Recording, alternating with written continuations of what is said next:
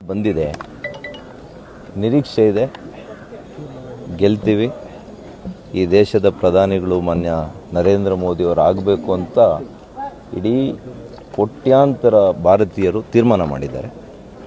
ಚಿಕ್ಕಬಳ್ಳಾಪುರ ಮತ್ತೆ ವಿಕಸಿತ ಚಿಕ್ಕಬಳ್ಳಾಪುರ ಆಗಬೇಕು ಅಂತ ಅವರು ಬಯಸಿದರು.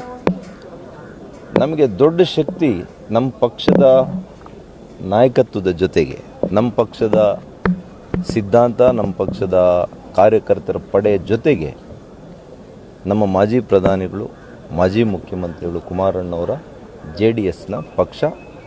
ಅವರು ಭಾಳಷ್ಟು ಒಂದು ಮೈತ್ರಿ ಅಭ್ಯರ್ಥಿ ಅಂತ ಅವ್ರು ನೋಡಲಿಲ್ಲ, ಅದೇ ಪಕ್ಷದ ಅಭ್ಯರ್ಥಿ ಅನ್ನೋ ರೀತಿಯಲ್ಲಿ ಅವರು ಪ್ರಾಮಾಣಿಕವಾದಂಥ ದುಡಿಮೆಯನ್ನು ಮಾಡಿದ್ದಾರೆ.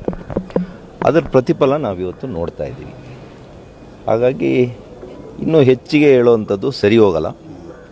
ಆಗಲಿ, ಎಲ್ಲ ರೌಂಡ್ಸ್ ಆಗಲಿ, ಮತ್ತೆ ಬರ್ತೀನಿ. ತಮ್ಮ ಜೊತೆ ಇನ್ನೂ ಕೂಡ ಹೆಚ್ಚು ಮಾತಾಡೋದಿದೆ, ಭಾಳ ದಿನ ಆಗಿದೆ, ಮಾತಾಡ್ತೀನಿ. ನೋಡೋಣ, ಇನ್ನೇನು ಬಂದೇ ಬಿಟ್ಟಿದ್ದೀವಿ, ಊರಿಗೆ ಬಂದಿದ್ದೀವಿ, ಕೆರೆಗೆ ಬರಲ್ವಾ?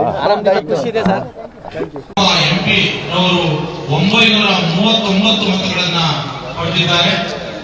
ಇಂಡಿಯನ್ ನ್ಯಾಷನಲ್ ಕಾಂಗ್ರೆಸ್ನ MS ರಕ್ಷಾರಾಮಯ್ಯ ಅವರು 93,696 ಮತಗಳನ್ನ ಪಡೆದಿದ್ದಾರೆ.